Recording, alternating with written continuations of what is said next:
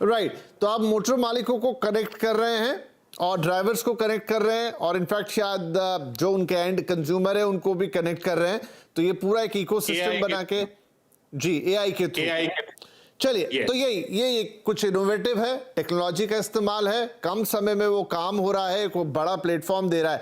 लेकिन क्या ये सब इतना आसान है? क्या रजत या वेणु डे वन से इतने ही आसानी से बैठे हुए थे इन सारी चीजों पे? तो रजत ये बताइए कि अब हिंदुस्तान में स्टार्टअप शुरू करना या जिस तरह के हम बिजनेस की बात कर रहे हैं वो कितना आसान या कितना मुश्किल है? सरकार की तरफ से काफ़ी चीज़ें, काफ़ी बातें होती हैं कि स्टार्टअप इकोसिस्टम की बात होती है, लेकिन फिर भी क्या चीज़ है जो या तो मुश्किल कह लूँ या आसान है? कैसे आगे बढ़ा जा सकता है? ये इसका जवाब देने के लिए मैं कहूँगा कि ये मेरा तीसरा स्टार्टअप है। मैं 2 बार पहले कोशिश कर चुका हूँ 2 अलग अलग फील्ड्स में, और जैसे टाइम बड़ा है मैं मानूंगा कि यहाँ पे स्टार्टअप शुरू करना तो डेफिनेटली पहले से आसान हो गया। हमें DPIIT के थ्रू या स्टार्टअप इंडिया के फंड्स के थ्रू या ज़्यादा वेंचर कैपिटलिस्ट होने के थ्रू, ज़्यादा इन्वेस्टर्स होने के थ्रू हमें फंडिंग में बहुत सहायता मिली है। पेपर वर्क पहले से आसान हो गया है।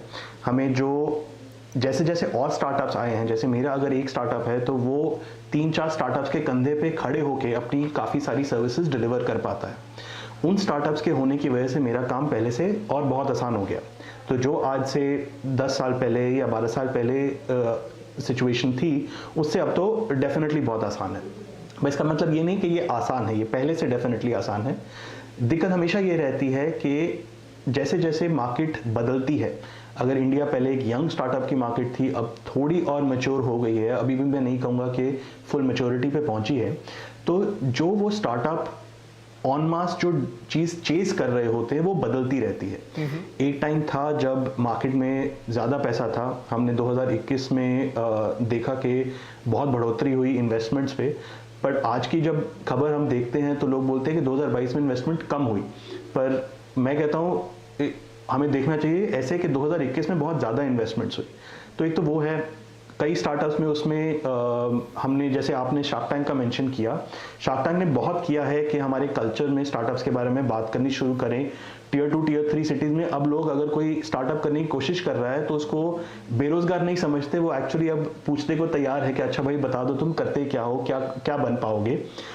पर उसकी वजह से ये भी हुआ है कि अब जिन लोगों को अभी स्टार्टअप्स के बारे में थोड़ा ही पता है, हर उन एक बंदे के लिए जो स्टार्टअप कर रहा है 9 और लोग खड़े हो गए हैं जिनको लगता है कि स्टार्टअप उनकी प्रॉब्लम का हल है, जबकि ये जरूरी नहीं है कि वो हल हो।